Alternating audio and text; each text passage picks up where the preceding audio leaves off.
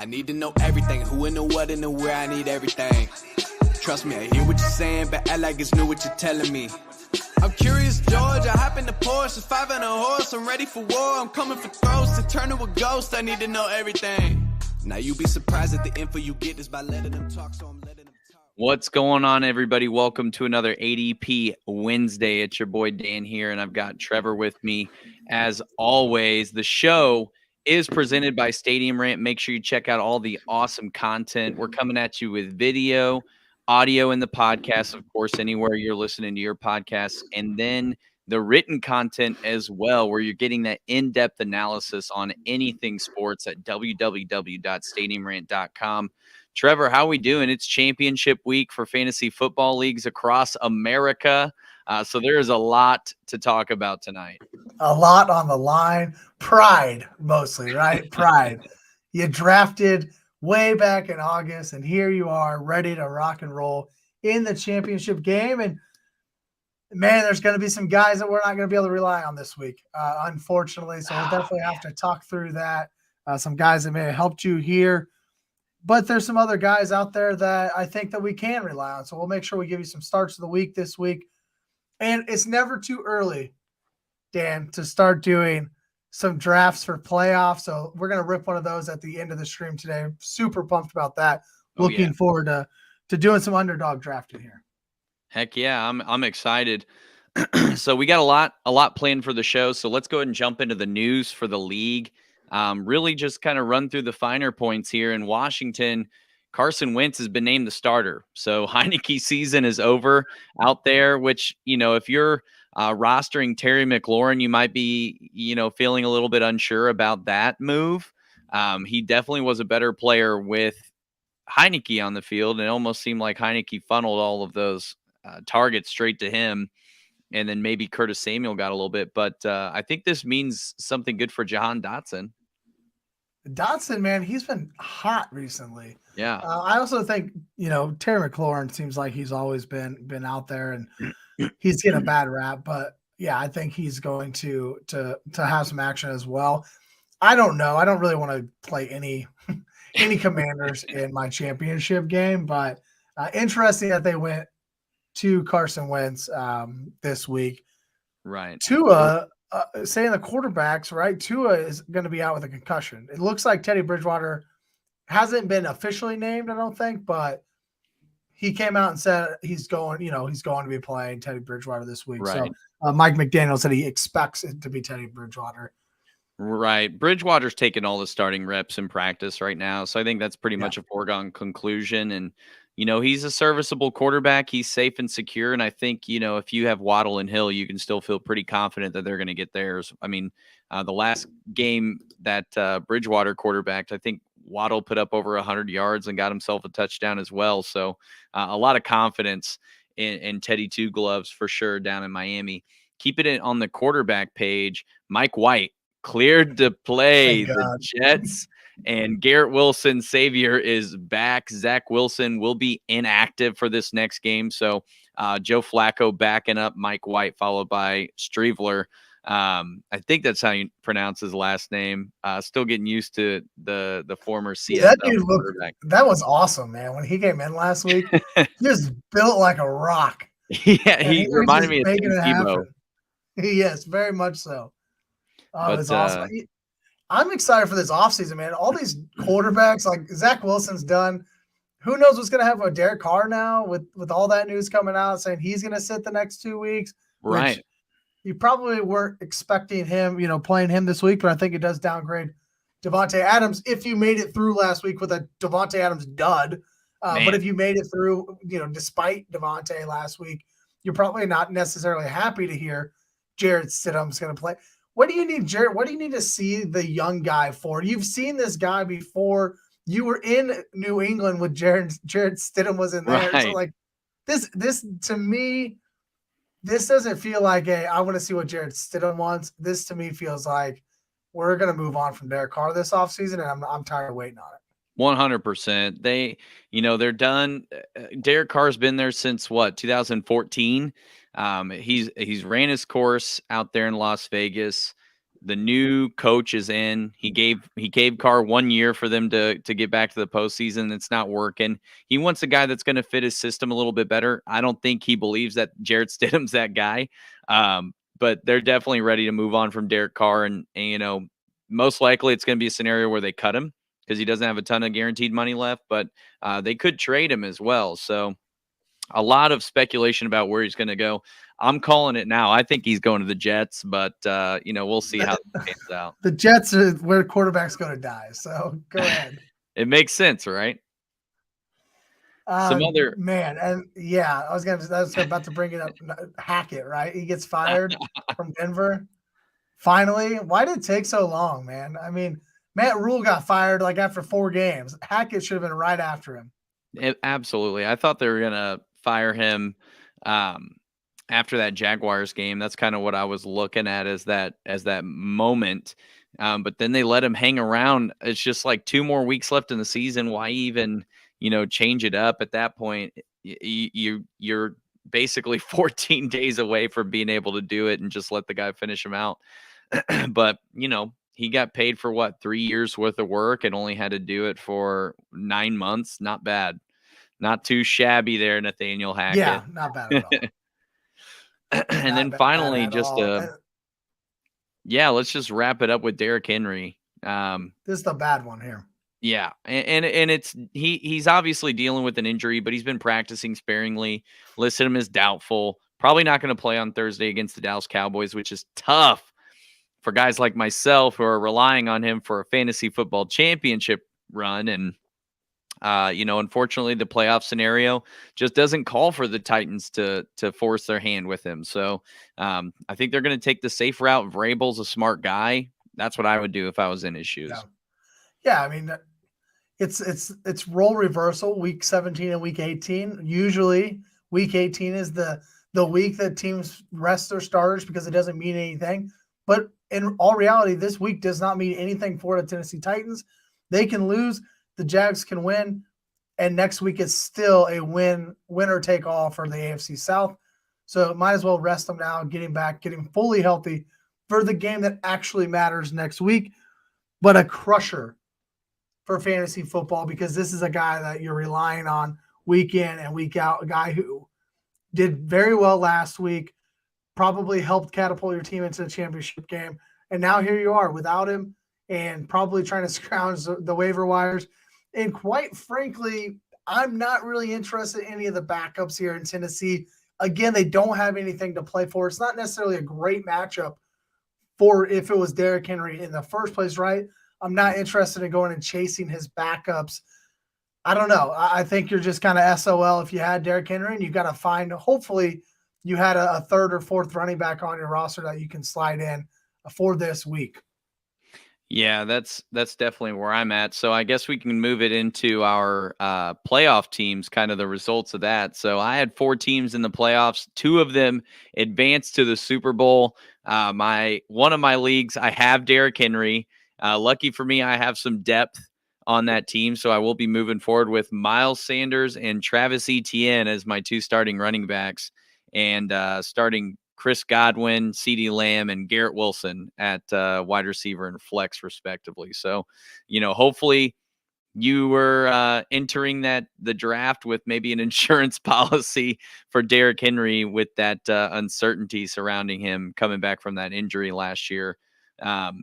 And then I had another team end up making it. So 2 teams hoping to clinch a title and they're my 2 probably most important leagues. So the guys I grew up with and my family league. Man, I rolled into 5 semifinals this week. 2 of them being in Dynasty, 3 of them being in redraft. I won the 3 redraft, lost the 2 Dynasty. So I am sitting in 3 championship games, so I'm pumped about that. But my biggest Dynasty league that I was the defending champion in last year came into this week with a healthy, projections and going to just kill it and just move into the championship game. Play the guy who's only beat me, like the only guy who's beat me this year, 1 of 2, I think it was. And I was up 25 points heading into Christmas Day. And I had Aaron Jones and DeAndre Hopkins He rolls in with Jalen Waddle. And man, who did he have in the afternoon? The last game, Chris Godwin. Oh, that was Chris Godwin, maybe. That would have been that evening game. Yeah. Christmas So I'm gonna pull up his thing now because I'm like, who was it? Either way, I went in. Oh, he had. Oh man, no, he had James Conner. So Who also we had a both have great game. Yeah, exactly. So we both have one player in the first game of the day, one player in the second game of the day. His two guys go for 55 points. My two guys go for 5 points. Aaron Jones and DeAndre Hopkins, two guys who have led me all season, led me last year to the championship game, just let me down big time. I fall short. I go from up 25 points at the beginning of the day to down 25 points at the end of the day. I go into Monday Night Football with I got Keenan Allen, Gerald Everett. He's got Mike Williams. Keenan Allen did everything he possibly could, but it just wasn't enough. Mike Williams had a couple of late touches, and that long touchdown that Keenan Allen stepped out of bounds on, the little trick play, inches. It could have changed the entire game. It didn't. And now I'm sitting in a third place game playing for maybe I would say 7% of the amount of money that I would have been playing for had I not blown that lead. So it was a Christmas heartbreak is what I'll call it. I was on the wrong side of a Christmas miracle. Yep, I had a little sweat situation of my own. I was only up a couple points going into Christmas Day, and he had DeAndre Hopkins, Keenan Allen, and the Broncos defense, and I had Aaron Jones and Jalen Waddle. So Aaron Jones and Jalen Waddle play that noon game, right?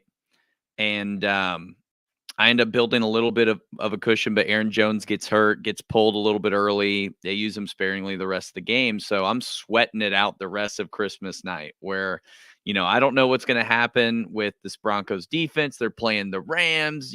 Baker might get sacked a ton or throw a bunch of interceptions. Turns out the Broncos defense in this league, we don't do negative points. So they score 0 on the defense. And DeAndre Hopkins records 1 catch for 4 yards. Well, it's non-PPR. So he ends the game with just 0 points as well, because you have to get at least 5 yards in our league to get your first point. So now I'm entering Monday Night Football facing Keenan Allen, and I don't, I've got a pretty comfortable lead, but Keenan Allen's first half has me sweating it out because he puts up 7 catches for 70-something yards in the first half, right. And not including the touchdown that got called back and what that would have done.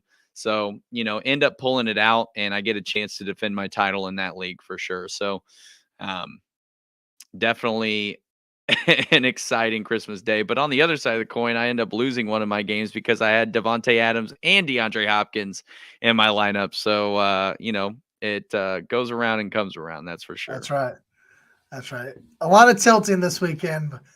Now we move on to championship weekend and we do some more tilting and have some more fun. And hopefully we'll come out here with a couple championships. Yep, that's the goal. That's absolutely the goal. Before, I guess let's just kind of dive into those starts and sits. But before we do, you want to hear a little bit about NFL Plus? Let's do it. Well, the NFL season is here, and so is NFL Plus. NFL Plus allows you all your local games, all the primetime games, and even coaches film with select subscriptions starting at just $4.99 per month. Click on the link in the episode description to browse options and enjoy the NFL on the go. Take the NFL anywhere you are this season and join NFL Plus today.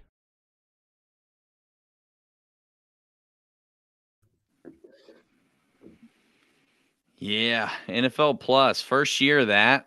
How was your experience with it, Trevor? I really like the coaches film that I talk about on there because, I can't watch every game. I don't have a chance to see anything. Right. I watch the local games. That's it, on all the primetime games. But to get on there afterwards and kind of see some coaches film and break down some things, I love it for fantasy football because Yeah. it allows me to go back and do some extra research I've never done before. It's usually I'm reading other people breaking down different games or different players, but you can go back and watch, over and over in specific plays and Oh, yeah. specific players. So I like that a lot for my fantasy research. That's for sure. Yeah, absolutely. It's definitely an angle that I haven't been able to take in the past. I was going to say the same thing. The coaching film has been awesome. You don't get all of the distractions of the commercials, and it gives you multiple angles on those plays as well, which is really nice. So you get to kind of see, those different ways that the plays kind of developed and whatnot, and how your player is going to square up against that defense. Not to mention That's right. red zones on there. So I was putting that on my phone anytime I was traveling around. Before we get into the starts here, if you're in the chat tonight, hit that like button for us and then drop into your fantasy football questions. You probably have a championship lineup you're trying to set. You have any start sit questions, let us know. We'd be happy to help you. Maybe you have a comment about some of these starts that we're gonna give you here. Let us know in the chat. Any interactions here, we'd love to talk to the chat all show long. Yes, sir. So starting with starts and sits, let's really just look at quarterbacks, because all of this QB news going on in the league, there's a lot of uncertainty, a lot of new quarterbacks lining up this week, a lot of injury talk and things of that nature. And then the matchups, for some of these guys that are filling in, some of them are really difficult, but some of them are very favorable where, if you had that starter in, it'd be a no-brainer. So, just kind of starting with Russell Wilson. I think that's a good place to start. He's rostered in less than 50% of ESPN leagues based on what I saw earlier, which I don't blame you if you're one of those guys that drafted him and dropped him. But he's facing the Kansas City Chiefs, new head coach or interim head coach coming in this week. So maybe a new game plan, a new offensive style. I don't know how quickly they can implement that. But last time Russell Wilson and that Broncos offense matched up against the Chiefs, he ended the game with 247 passing yards and 3 touchdowns with just 1 pick. I mean, that was his best game of the year by far from a fantasy aspect. Yeah, all 3 of those going to Jerry Jeudy. I think that Hackett had given up play calling a couple weeks ago, right? And Yes. so maybe the play calling, although I would say some of the schemes will probably change, but maybe the play calls or maybe the camaraderie between the play caller and Russell Wilson will still be there a little bit. That I think Russ could, potentially have success over the last couple of weeks. For me, though, championship week in Arrowhead against this Chiefs, I don't know that I'm super excited to go that route. If you're completely dust and you just have nothing else left, maybe you've lost, Hurts and you didn't pick up Minshew or something like that, potentially. But honestly, I think I like the next guy a lot better than I like Russell Wilson, if that's the case that you're in this week. Yeah, absolutely. I mean, just kind of looking at the next guy, we can move into him. Brock Purdy. He's been more than serviceable filling in for Jimmy Garoppolo. He's got so many weapons.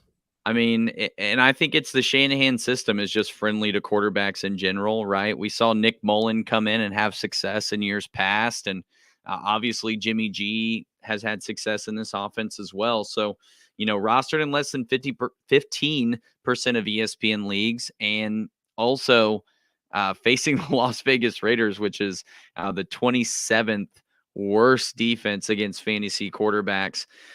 Since taking over QB duties, he's got an 8-2 TD-INT ratio, has been putting up over 200 yards per week, has a rushing touchdown. I don't think he's had a stat line less than like 16.5 points, which, obviously that's not where you want to be in your fantasy playoffs. But, if you're up against a wall, maybe you got there with, streaming QBs, or it's a situation where you have Jalen Hurts and you don't know what's going to happen if he's going to play against the Saints. Right.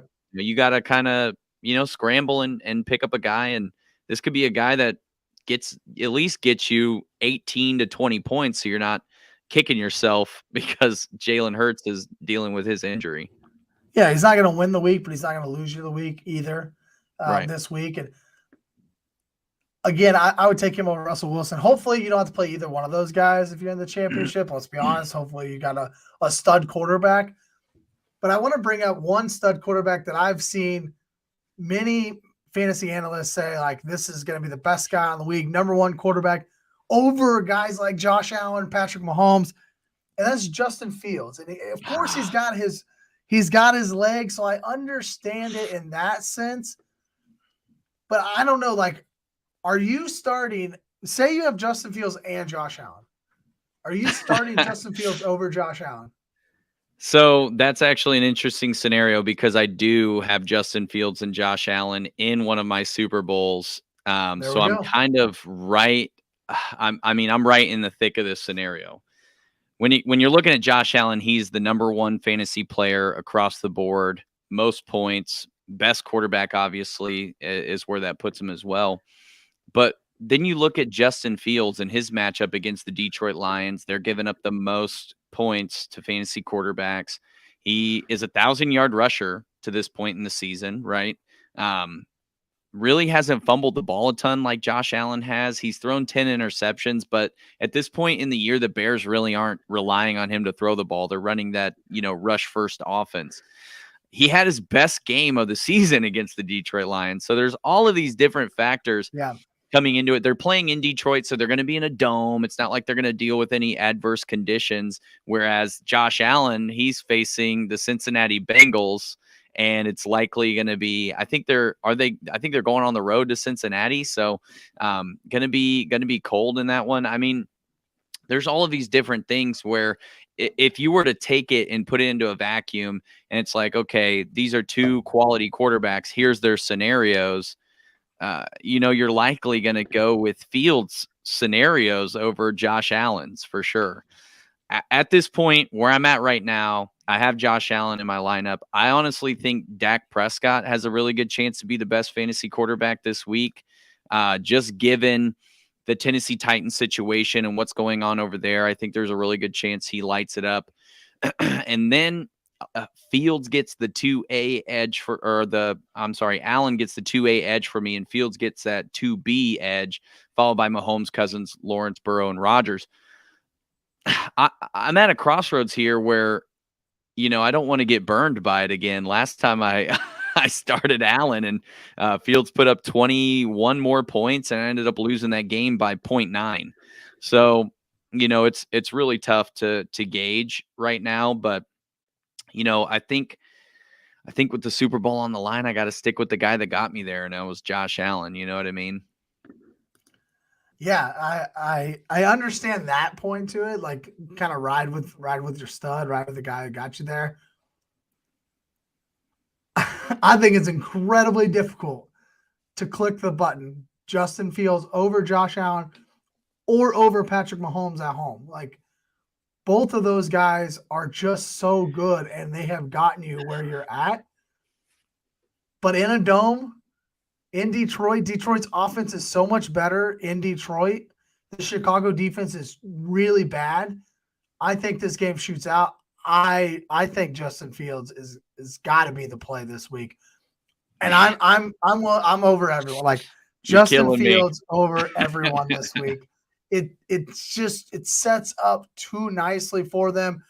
Look, the Bears have nothing to play for, but Fields is still out here trying to show that he can be the guy. So he personally has a lot to play for. 150 yards rushing is not out of the realm of possibilities this weekend. I love Justin Fields this weekend. I would start Justin Fields no matter who else I had on my team this week. Man, and it's hard. It's going to be a Sunday morning decision where I'm like sitting in the fetal position in my closet waiting for all the games to be over. Just sweating. just like pure fear and adrenaline and any other emotion you can mix in all at the same time. Like, that's where I'm going to be. Like, I mean, other than Josh Allen being freaking Josh Allen, the stallion and a stud, right? But the one thing I do like about Josh Allen is he is that Monday night game. So you kind of just got like the Monday night hammer. No matter what happens all week, you have a chance still. No matter what happens on Sunday, you're like, hey, I still have Josh Allen. I still got a chance to win. You know what kind of damage he needs to do for you to get the win, Exactly. at that point. Yeah. So, if you can talk yourself into that, that's the reason you're going to start Josh Allen over Justin Fields, if that's where you're going. I have another quarterback. It doesn't look like he's going to play. No. He wasn't at practice again today. But if somehow, because the Ravens still have a lot to play for, they're still within the division reach here. The Bengals have to play the Bills, could definitely lose to the Bills. So the Ravens have a lot to play for here. If Lamar finds a way onto the field on Sunday, are you going to trust him, and are you going to start him? If he finds a way this week, probably not. I mean, at this point, I would be really surprised, obviously, if he ends up playing, but they're playing Pittsburgh. They beat them already without Lamar Jackson. I don't think there's a whole lot of reason for them to rush him in here right now. I think there's a good chance that the Ravens do still get the win in this game without him, just riding on the back of J.K. Dobbins and seeing what that running back group can do. If he does play, I mean, they're playing the Pittsburgh Steelers, so it's like, how many points is he really going to put up? You know what I mean? So there's just a whole lot of risk here with that. The question on if he's going to play with regard to that division, like if the Ravens win, they play the Bengals the last week of the season for the division title is what that would end up being, because they would get that tiebreaker over the Bengals, or they would maintain it, I guess, at that point. So, if you're Harbaugh, you're really just taking the safe route. I just don't see any scenario that he suits up. Yeah, and I even if he does, I'm not playing him. Like I can't trust Lamar Jackson handing the ball off 45 times, because even if he does play, they're gonna try to cover him up a lot, right? Well, they're not running him, that's for sure. Yeah. He's not going to be running for 100, 125 yards. He'll be handing the ball off a whole lot, maybe a couple dump offs here and there. So even if he does play, I'm not playing it. But I did want to make sure we touched on that this week, because he's a stud quarterback. He is a guy that on most occasions you're playing him no matter what. But with this injury and with what we know they have on the line next week, even if he does play, I'm not playing him. Well, let me ask you this too, just to follow up on that. Are you starting Mark Andrews this week? Man, I was 85% of the time, yes, because you probably don't have anybody else. Right? The tight end is so bad that I would say in 85% of the time, I'm playing Mark Andrews. I would play both of our starts over him probably this week when we get to the tight end starts, because both of these guys have been hot down the stretch. But most of the time you have to play Mark Andrews because you probably just don't have another option. And Mark Andrews still has that elite upside, that game, that week winning upside that you're not going to get with anyone else outside of TJ Hawkinson and Travis Kelce right now. Maybe Hurts isn't going to play this week, so you can't. I don't even think you can put Goddard in that range anymore. Schultz you can't put in that range. I think it's just those three right now, and so I think you have to play him in most occasions, most events. Yep, I ended up benching him on one of my teams, and it's only because I have TJ Hawkinson as well. Yep. So that's a fine play. Those two. Was that last week when TJ Hawkinson went off? Yeah, I actually started Andrews last week, and Hawkinson goes off for 3 touchdowns. I win the game anyway, so I mean, it didn't end up being a close match last week in that particular scenario. But if it had been a situation where I come out with an L, I'd really be kicking myself. Because I actually swapped Hawkinson and Andrews like moments before the kickoff. Oh, that's a tough one. Tough one. And you have that a lot. I mean, I talked to you on Saturday morning, I guess it was. Yeah, it was about Saturday. 3 running backs. Out of the 3, we still picked wrong. I think we took Algier. Foreman goes off, but that wasn't the one. It was Ramondre Stevenson, my RB1. That's the one I should have replaced. The lock. He's the one that sucked last week, man. The guy who should have been the lock for the lineup ends up being the worst of the three. I don't think that's anything anyone could have called. If you had asked any of you get Matthew Berry on the phone, he's going to be like, "What the hell are you asking me this question why for? Are you asking me this? This is dumb." Of course, you're playing Ramondre. Right. Of course, you're playing. Well, since we're talking running backs, let's slide into the starts of the week this week for running backs. Yeah, absolutely. So, just kind of looking at the slate here, I got to take Travis Etienne as my start of the week. He's facing Houston. His touches have just been going up since week 13. He ended up getting 25 touches against the New York Jets last week. They're going to feed this guy. Obviously, this game really doesn't matter a ton because that week 18 is going to be the decider. But, this is going to be one of those games where the Jaguars just try to keep their offense hot and going because they really have been on a tear the last few weeks. And I don't think Peterson wants to lose that momentum with them. Yeah, and we talk a little bit about the Titans and Jags game next week is the one that matters. But for the Jaguars, they're rolling. They have no reason to take the foot off their gas. They're healthy and rolling. They're in a completely different situation than Tennessee. And they're still an offense that's still trying to build and understand their identity and get better. So absolutely, I completely agree. They have no reason to let off this week, and they ought to just go in and dismantle the Houston Texans.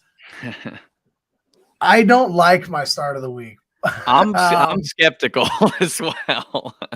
It is so hard because he's screwed us over time and time again this year. Really, Dan Campbell has, right? Because of this Jamal Williams thing, and they just don't give the ball to Swift. Williams went out of the game last week, and they still weren't giving the ball to Swift.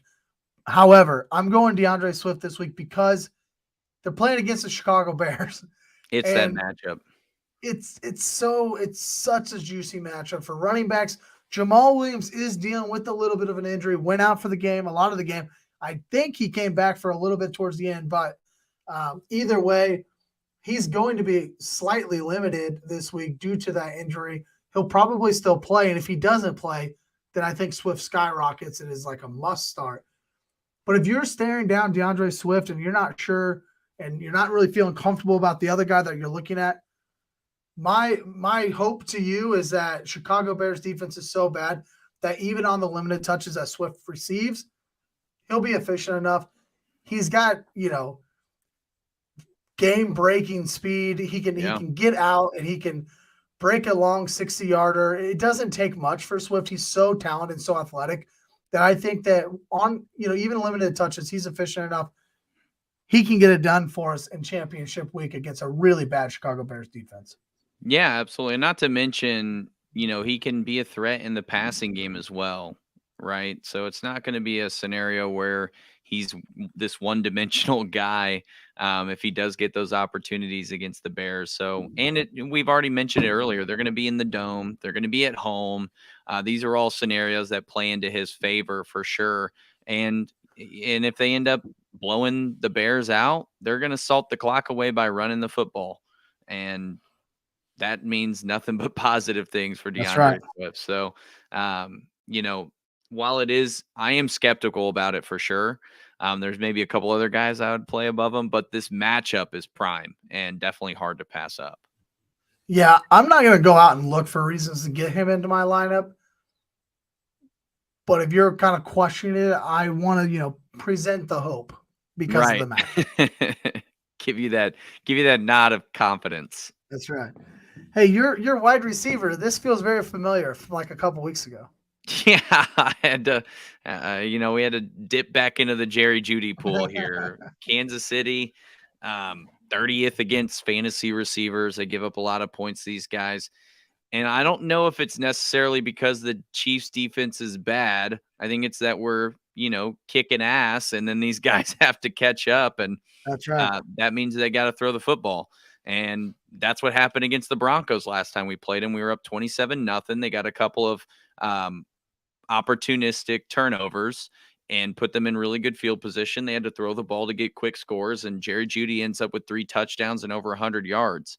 So, even though Cortland Sutton will be on the field, I think Russell Wilson favors Jeudy a little bit more.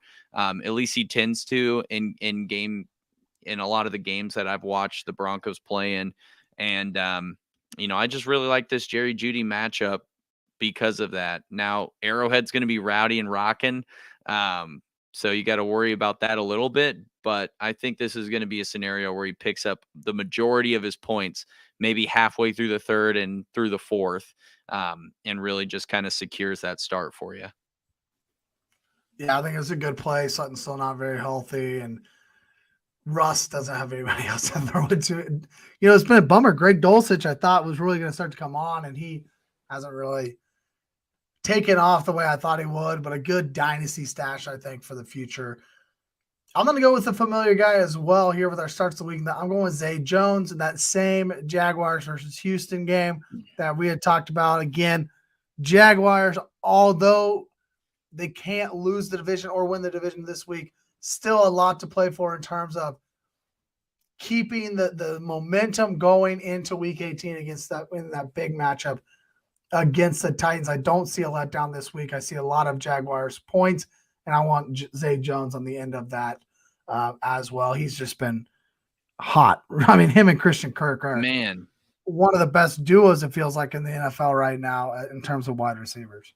Well, you could even add Evan Ingram in there as a trio. Ingram. Those three Love what they're doing with him. Those three have been tearing it up. Trevor Lawrence, I think he owes a lot of what he's done the last few weeks to those guys, and getting ETN involved in the offense again after he got hurt earlier in the season kind of stalled things out, I think, as a whole for the offense. And Zay Jones really, I think, picked them back up. At least he was the start of it. He had that really big explosive game. What he catch like 3 touchdowns in that game as well, or a few weeks back. A couple weeks ago, yeah, that was big time. So, I mean, Zay Jones, what a play. Didn't you put him in some of your daily fantasy lineups that week too? Yeah, he helped me win. It was 2 or 3 weeks ago. It was one of my better wins. That was a profitable Trevor weekend. Lawrence, yeah. Trevor Lawrence double sack with Kirk and Zay Jones. So not mad about that. What a lineup. Heck yeah. Well, speaking of tight ends, we can kind of roll right into it. And you mentioned it earlier, both of these guys, you'd start him over Mark Andrews. I totally agree. For me, I'm picking Cole Kmet. I picked him whenever they played Detroit last time, and he ended up with 2 touchdowns and I think over 80 yards or something along those lines. I think this is a really good opportunity for him to put up another quality stat line. He's had some really tough matchups the last few weeks, and it's kind of hindered his value from a fantasy perspective. This week, they play Detroit.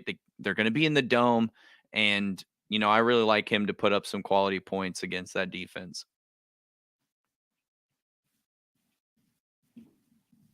I hit the unmute button. Love it. That's a good matchup. And I already, talked about my love for Justin Fields this week.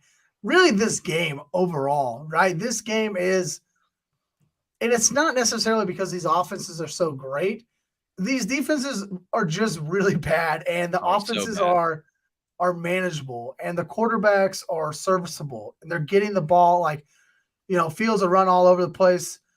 Jared Goff has been really sharp this year and efficient, getting the ball out, getting the ball to St. Brown and company. Now they're talking about getting Williams involved a little bit more. So just this game environment overall in the Dome, I want to try to get as many of these pieces in my lineup as possible this week. Another game that I like is I don't like the game, excuse me. The tight end that I like, though, is Tyler Higbee against the Chargers.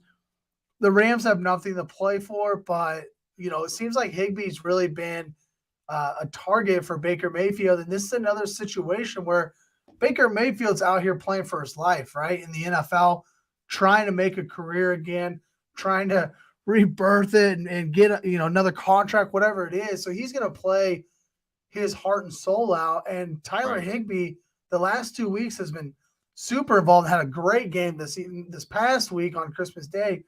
But even the week before, it seemed like Baker was looking underneath to Higbee quite a bit. Baker doesn't have a great long ball. There's not really a lot of other weapons out there anymore. Skoronik is on the IR. He's out again. Right. Obviously, we know Cooper Kupp's been gone for a while. No Allen Robinson. It's just been kind of Tyler Higbee and a bunch of guys. And Baker Mayfield seems to know that. He's targeting Higbee as often as possible. And again, hoping for another contract. So why not target the guy who can get it done for you? Yeah, absolutely. I mean, if you're looking at that offense, you kind of already mentioned it. Higbee's the only day one starter left as far as like pass catchers go. Yep. Right. They've got Cam Akers back there again. He had a monster game last week.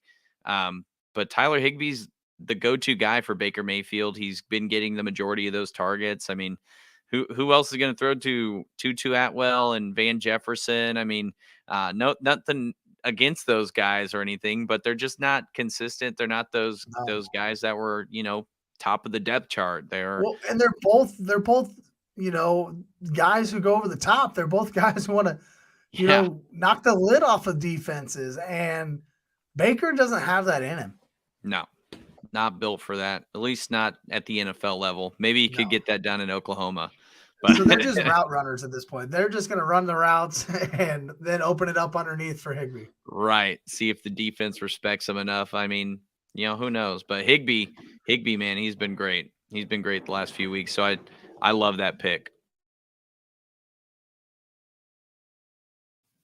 Moving it into the defenses, let's just kind of look at Thursday night's matchup. The Cowboys. I love yours. This is not even fair. I should have thought about this one.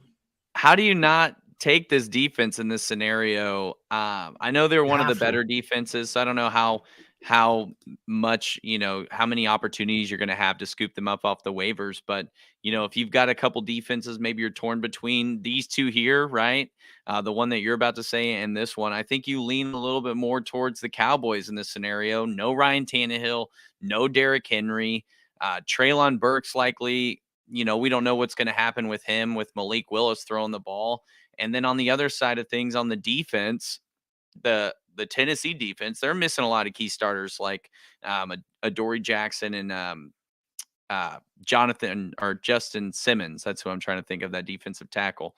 So they're not going to be able to stop that Cowboys offense from running it up either, which is just going to make that offense even more deflated and defeated.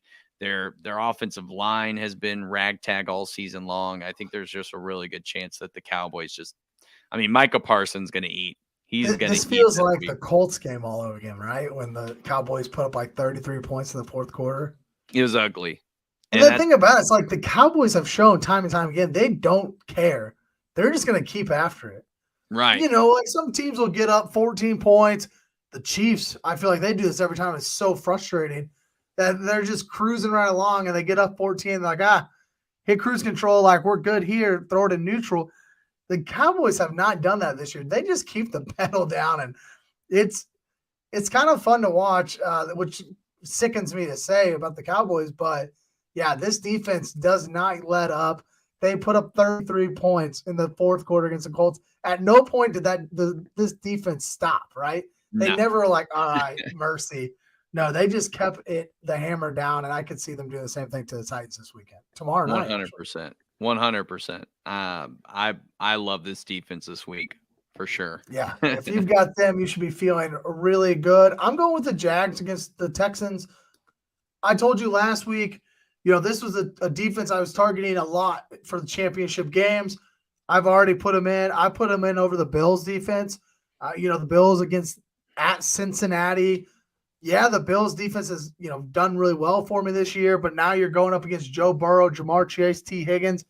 Not feeling comfortable with that, but I'll feel comfortable with the Jags going up against Davis Mills and what other 5 quarterbacks, and Kyle Allen, or I don't know, whatever quarterbacks they've got rolling in Houston these days.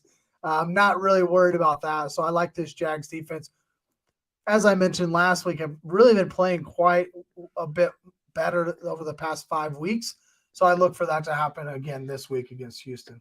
Yeah, they've been playing great. They've been getting sacks. They forced a couple turnovers. They've been able to get a lot of interceptions, really, is the big thing there. And they've held their opponents to low point totals. I mean, they held the Jets offense to less than 10. Now, Zach Wilson was the quarterback in that scenario. But that's still a situation that's, I think, is going to be pretty similar to what Houston's lining up with Davis Mills and those guys, the 2 QB offense. So, I think that's a no-brainer. If you don't have the Cowboys, you start the Jags this week. 100%. As we go to a break here, if you're in the chat, hit that like button if you would, and then let us know if you got any start-sit questions here for your championship lineup. Before we jump into a live draft on Underdog, we'd be more than happy to answer your questions and help you get ready for your championship week. But now let's hear from a word from Trophy Smack. What's one of the best things about fantasy football? It's the tradition that surrounds it. And nothing sets off a fantasy football league like a piece of hardware with your name on it. Level up your fantasy smack talk with awesome trophies, rings, belts, and more. Check out their options by clicking on our affiliate link in the podcast description.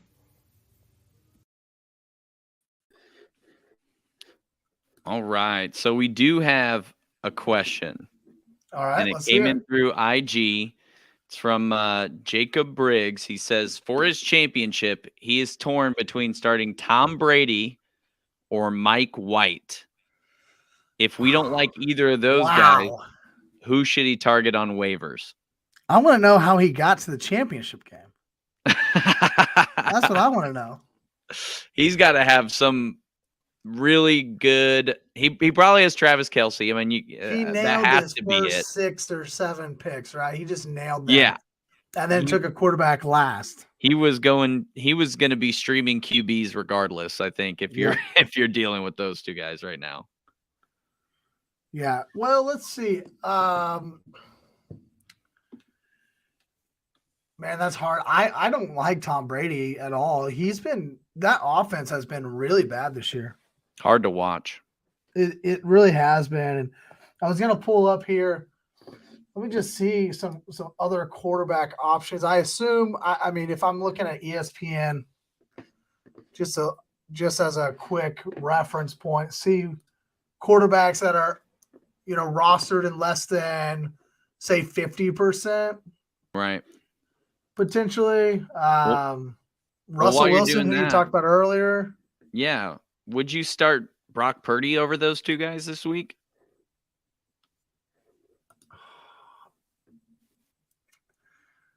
I think I'm starting Brock Purdy over this.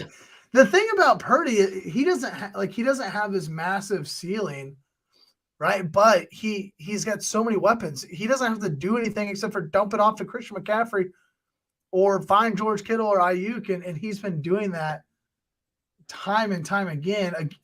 It's not been great. I see here on some of my scoring that I've got 14, 21, 21, 15 for Purdy the last 4 games. 21 points is not necessarily going to win your league, but it's not going to lose the league, as I mentioned earlier. Right. Tom Brady could go out and throw a dud against Carolina and lose the week for you. He put up 11 points against Arizona Cardinals last week. The Cardinals are so bad. Man. One person that does stand out to me that might not be particularly rostered a lot is Daniel Jones against this Colts defense. That's, Colts team that's pretty well dead in the water. Just want to get home, just want to get through the last 2 weeks healthy.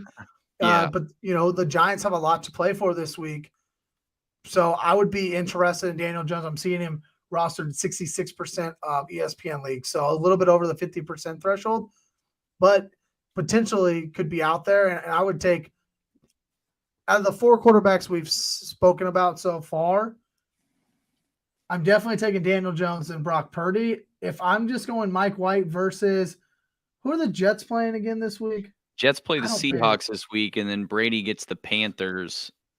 Yeah, see, even there, I think Brady's last for me. This Panthers defense Brady has over been, Mike White. A little bit better, but they are. The only reason I'm going Brady over Mike White is because Brian Burns is out for the year, so that takes a lot of the quarterback pressure situations out of it. And J.C. Horn, one of their better cornerbacks, is also injured. So, I mean, Godwin, Mike Evans, Leonard Fournette, I think there's a good chance they maybe Why get isn't these he been doing going, it all but- year with that? Like, just think of the names you just said. Like, how is this not working out? Right. That's what I was getting to but we didn't see it against the Cardinals, and Tom Brady is in a win or go home situation here.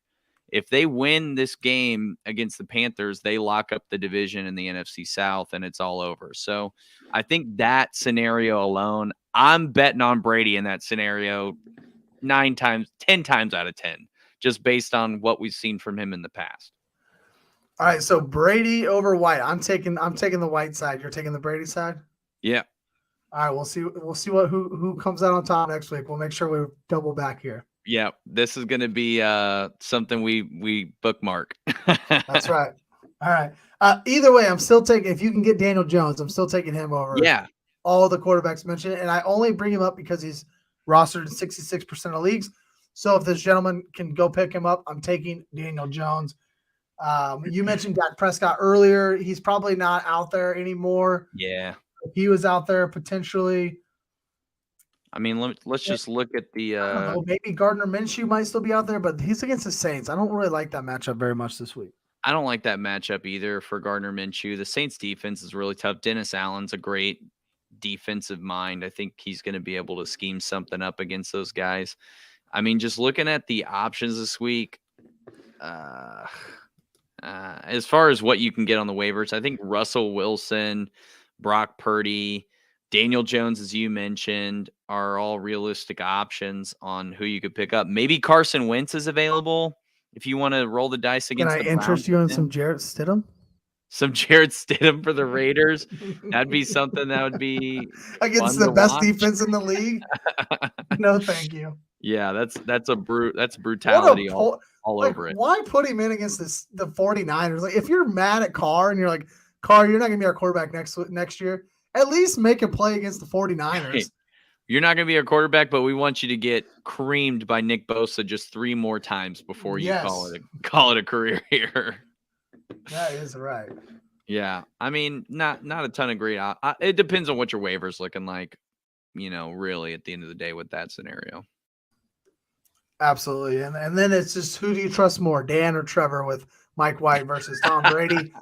Neither one has a compelling argument, just because, like, I don't know, they're not sexy picks, so it's kind of hard. I feel like they could end up as like quarterback 15 and quarterback 16 on the week. And then we're just like, well, this is a pointless. We're splitting hairs. Yeah, exactly. It didn't help you either way. Yeah. If they're separated by a point, the only way it matters if you lose by a point or less. So, I mean, that's, we'll see how that goes. I don't know. Does Carolina have anything to play for anymore? They could just roll over, whereas the Jets and Seahawks, both those teams have a lot to play for. Maybe that gets a little bit. Well, if the Panthers win, actually, they would be in first place in the NFC South. Oh, so a lot to play for. All right. Yeah. There we go. Yeah. Could be 2 barn burners then. Yep. It's going to be and then, I mean, Mike White, the Jets and the Seahawks, they're both fighting for an opportunity to get back into the playoffs, right? They both lost their spots over the last couple of weeks. So, man, that's a tough one.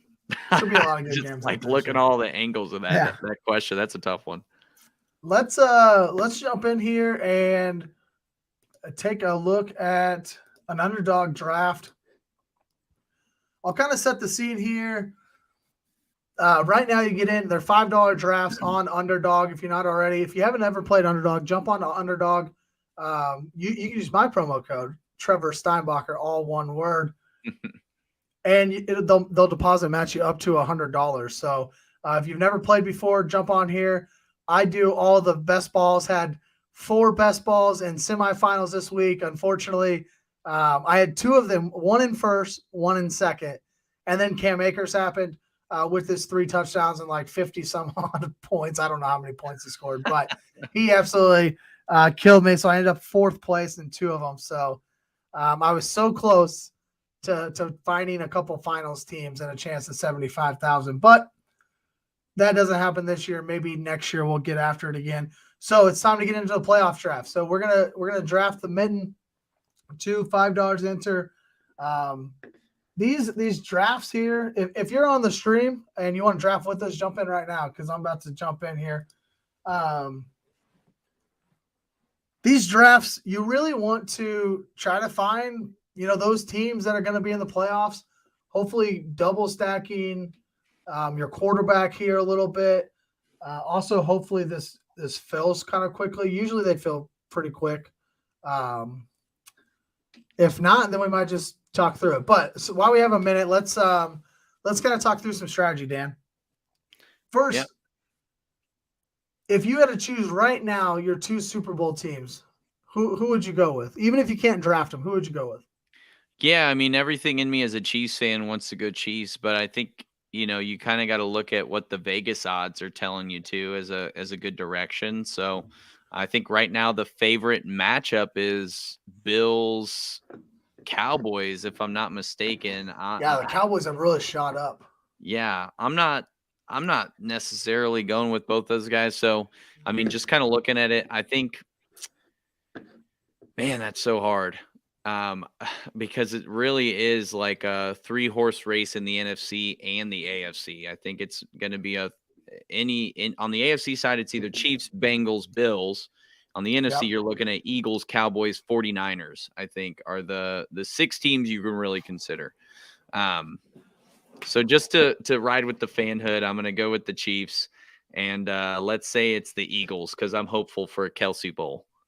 That's right. Well, we can't stack up Chiefs Eagles just in the off chance. Well, I guess we could. We could say the Chiefs get the 2 seed. Eagles are automatically the one, or could be the 1 seed. I guess they haven't locked that up yet. Right. But they're pretty much the 1 seed there. It does look like we're in the 3rd spot here, so we're gonna have a chance. We're really gonna have we could take a quarterback or we could take Christian McCaffrey. I assume those are going to be our options here. Yeah. Well, McCaffrey goes. So quarterback it is. I say quarterback, whatever quarterback isn't taken here. Or I'd say Mahomes. Mahomes with the off chance. He's going to.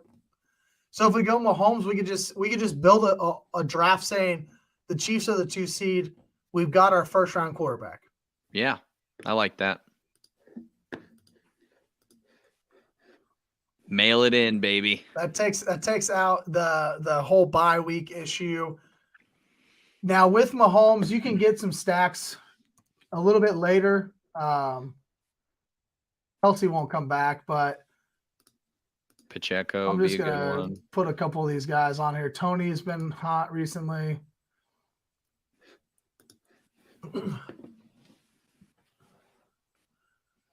Kelsey goes there at 2.1. Chase, Lamb, Joe Burrow.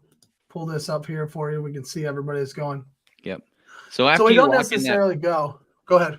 Yeah. So I was just going to say, after you lock in that first quarterback, are you looking to fill this the same as you would for a redraft where you're filling in some wide receivers, or what's really the next play here?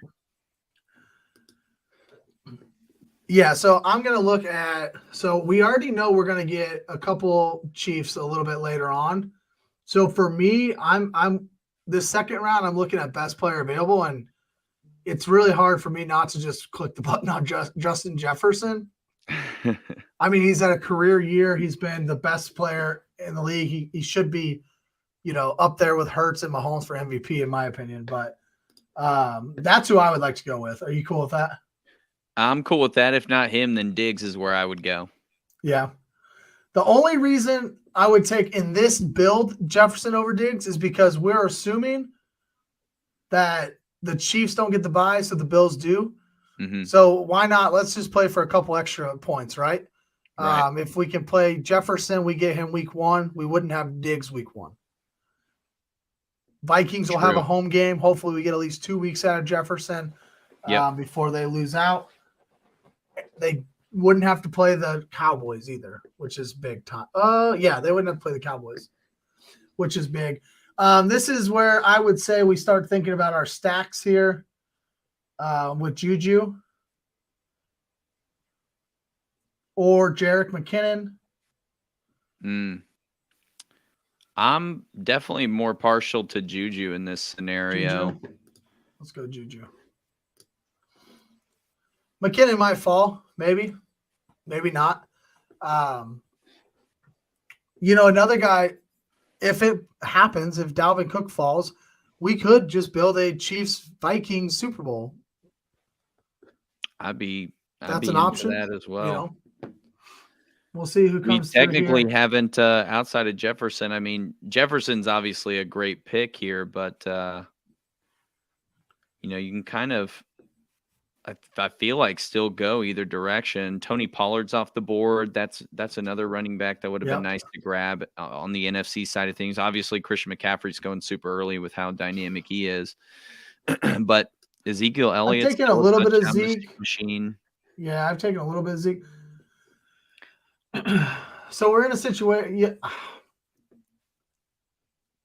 Yeah, I'm not. I kind of like Dalvin over McKinnon, and straight up saying Chiefs are going to see the Vikings in the Super Bowl. Get a Super Bowl 4 rematch. That's right. Or we could just go McKinnon. Which one do you want? Well, who would? Let's go Dalvin Cook. Yeah, let's just go and roll with that. Perfect. So, I mean, Dalvin Cook, the Vikings currently sit at the 3 seed, right? Okay. So in the first round of the playoffs, they're playing the 6 seed, which is currently the Giants. I think there's a really good chance they win that game and move on to face the Vikings are the 2 seed. The Vikings are 2 seed, yeah. So they would host. They'd play that 7 seed and host either Washington or I think they win any of those. Packers, maybe. Right. Yeah. And then they would come around and play the McKinnon fell 90. as well. Should we just take McKinnon too and just stack it up? Grab them. Let's get do our it. 2 running backs. That's a done deal, baby. We don't need to get Kirk, but we could also get Kirk. I want to do one of the only other thing. So in this scenario, we're taking Chiefs to the Super Bowl. We could do another NFC team on the back end here. That's what I was actually going to suggest is, we put in like a contingency here. Yeah, for sure. There's some cheaper NFC teams back here. You can get like, can't get any of his Pats. Oh, Purdy's gone. You used to be able to get Purdy a lot later. He's flying up the draft boards. I don't really care about the rest of the Chiefs guys. Right. And then the other quarterbacks in the league, we've already, at least on the NFC side, Hurts is gone, Cousins is gone, Purdy's gone. 4 seed would be Brady. If we want to take a gamble on that early. Brady we can get late. I don't think we have a quarterback yet. I would say it's either Kirk Cousins or we just go with a guy like Miami. We could go Saquon. We could go Tyreek. Saquon, I think, would be a fantastic pick here. Oh, I didn't click the button fast enough. We got Tyreek. That's okay. I tried to. As soon as you said Saquon, I tried. That's all right. We can hit it with Hill. Nothing wrong with that. All right, we have 4 picks left. If Cousins falls again, I think we take Cousins. Yep. And just stack both of them up, and then we have a lot of room with our last 3. Then we have our 2 quarterbacks. We maybe try to snag 1 more running back and a couple more pass catchers. And in the playoffs, it's wide receiver and tight end, which is really nice. So you don't really have to try to find some trash tight end later on. That is nice. Cousins there. Who's a team so we could get like you said Tom Brady earlier. You can get some Tampa Bay guys. Chris Godwin's down here. Mike Evans is down here somewhere. I'm not touching any Tennessee guys. No. We could get some Jacksonville guys pretty cheap. There goes Mike White. I say we take Cousins here. Just finish that. Let's do that. We got our AFC quarterback, NFC quarterback. That's nice, really. That's not to get a quarterback, running back, and wide receiver from both of those teams. And both of those teams potentially playing. And now even if the Chiefs get the bye, we now actually have a contingency there already with the Vikings. There's not a good chance the Vikings get that 1 seed over the Eagles. No, it would come down to week 18 really is what it would need to happen. What are your thoughts on maybe investing in some of those Buccaneers guys in this next pick? I really like Godwin. Godwin. And he's a PPR machine. Yeah. Yeah, I think we could almost one-off it with a couple home games. So maybe some guys will get, a couple rounds with. Mm-hmm. Chris Godwin, if they make it in, they'll have a home game. Right. ETN, if they made it in, the Jaguars, that would be a home game. Christian Kirk. Yep. Kirk. Oh man, that's a good pick too. All right, we'll take Godwin here. Who do you like better, ETN or Kirk? How many running backs we have? Just 2. I like ETN. You just have the 2. So you end up starting. Or we could go Isaiah Pacheco and really just stack it up. I don't mind with having McKinnon though. So you start 1 quarterback, 1 running back, 2 wide receivers / tight ends, and then 1 flex. Mm-hmm. So really, you only need 1 quarterback or 1 running back here. Thinking about some of these wide receivers, so we could sneak a 3rd running back on there. I would say we must take 1 more pass catcher. But if we take 2 pass catchers or 1 and 1, that I'll leave that up to you. So we got Pacheco. We could go Jalen Waddle with our Tyreek Hill. I would say with Miami not being locked in, maybe we just stick with Tyreek Hill. Yep. And then grab ETN here and then come back around and clean it up with, I don't know, Christian Kirk, or I guess what other receivers are available here? Who else would be ideal to get someone that's locked in, We could also just, throw on another Chief with, any of these 3 guys, right? Yeah. MVS, Hardman, Tony. Let's see. Going through here. Watson wouldn't be. Detroit, no. I don't really like any of these guys that are at the bottom. Nah, I'm not a fan of any of that. And I agree. I don't want to touch Waddle either. I like that idea about not having, since they're not locked in. Right. Now, if they were locked in, a totally different scenario, obviously. But what are some of our mates doing here? This guy just one off and everything. I guess he's got Justin Herbert double stack. He's got Austin Eckler. He's all in on the Chargers. Yeah, he's rocking with them hardcore. That's not bad though. When you can get Eckler, Herbert, Allen, and then Williams a couple picks later, they're a good football team. They're clinched right now, so that's a safe bet. And then they're facing the Bengals. I think that's a team they could match up really well with. Obviously, you've got that Herbert Burrow rivalry there. Oh yeah, so that's I really like a couple of these drafts early because you kind of are still playing the guessing game, right? Right. Some of this has to do with whether or not these teams are even going to make it. You can get some major value this way, I think, too. I love all these badges, too, that we're playing against. These are guys who play a lot. That's why they get a badge. These are guys who play a lot. I know of this KZ Brown guy. Oh, so he's just drafting all the time. Yes, exactly. Looks like he's probably got a Philly stack. All right, where do you want to go here? I would say a Chiefs guy. Pick. Who? The guy before his pick, Quez Watkins, and I like that pick for sure. Of these 3, I think you got to go Hardman. He's the red zone guy. And he'll be healthy? Yep. That's what matters. I don't mind that. Mahomes, Jefferson, Juju. The Dalvin Cook falling and then Jerick McKinnon falling again, I think that was helpful because that sets us up nice. We got Dalvin at 22. He's mitten 2. Get back on there. Take a look at it real quick. So we got Dalvin at pick 22 and Jerick McKinnon at pick 27. Both fall way behind their ADP. I mean, not like ADP is a huge thing with playoffs because you're building such a tight team, but Right. still to get both of those guys to fall to us was pretty good. I like these. These are not bad one-off plays. Tyreek Hill, Chris Godwin to have, and Travis Etienne. Those are week winning type players. So I like that a lot as well. So this might be one of my favorite lineups so far. Like of all the ones I've done so far.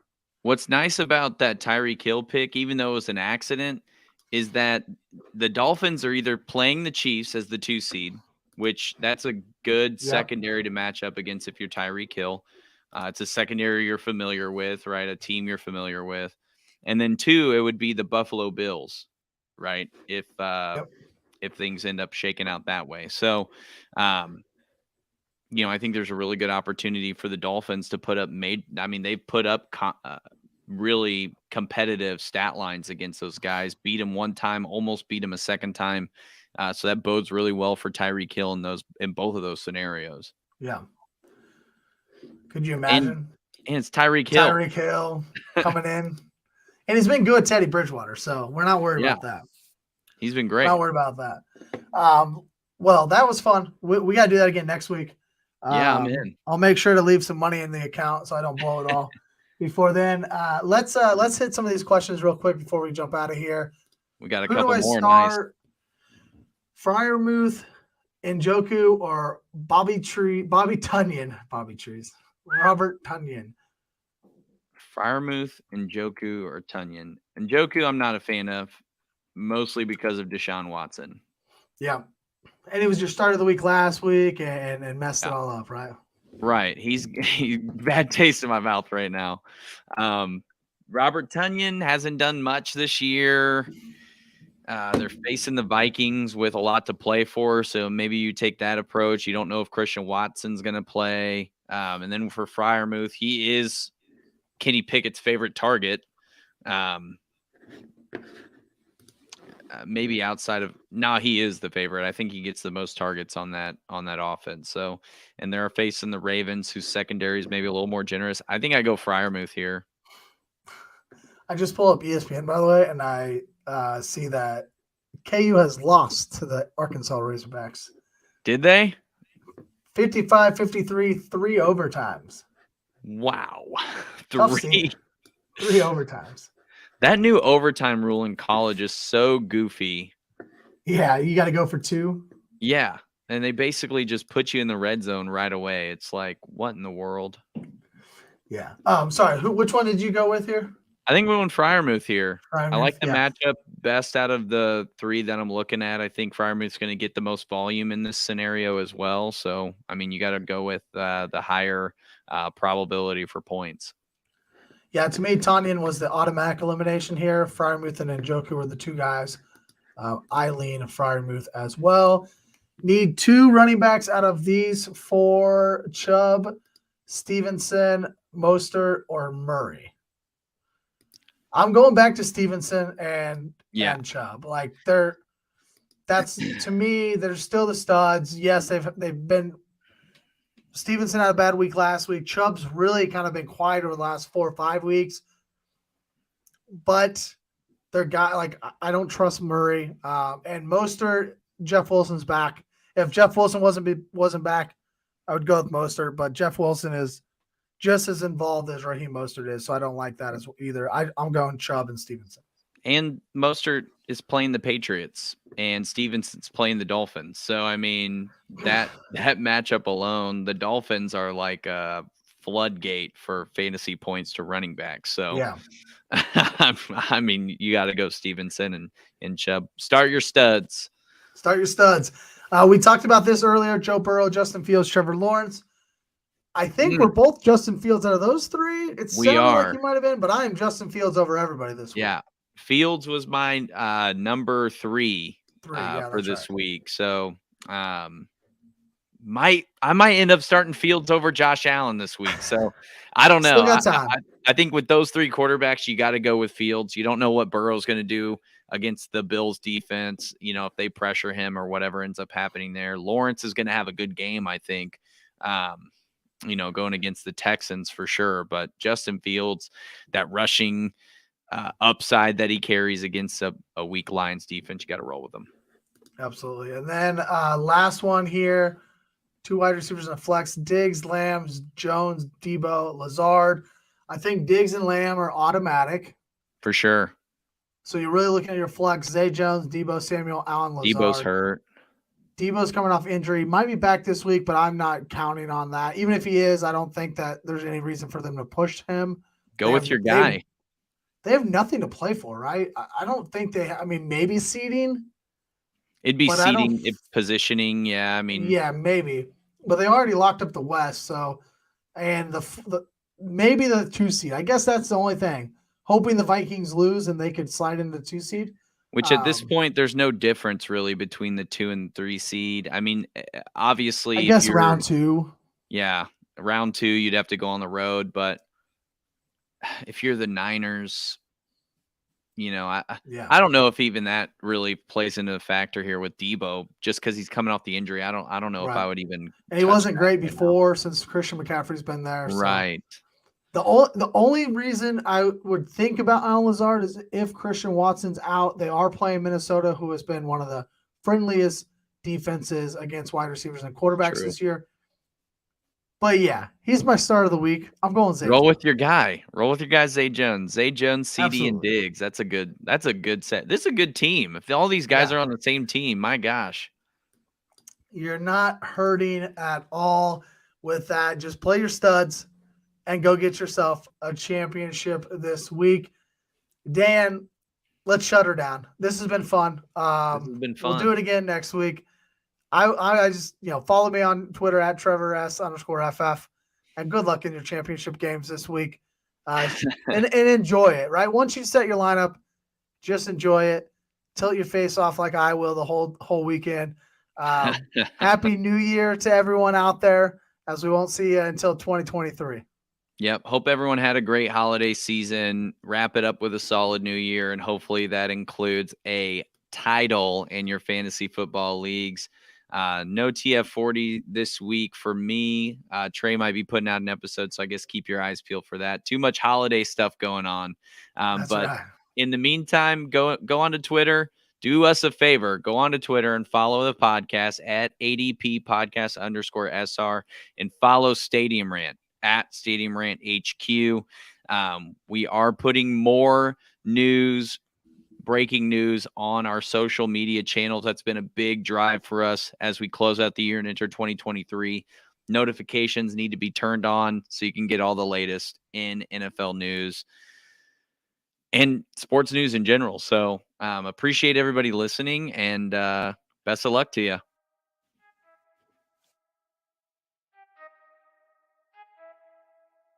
I need to know everything, who and the what and the where. I need everything.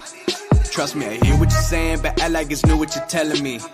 I'm curious, George. I hop in the Porsche, 5 and a horse. I'm ready for war. I'm coming for throats to turn to a ghost. I need to know everything. Now you be surprised at the info you get is by letting them talk, so I'm letting them.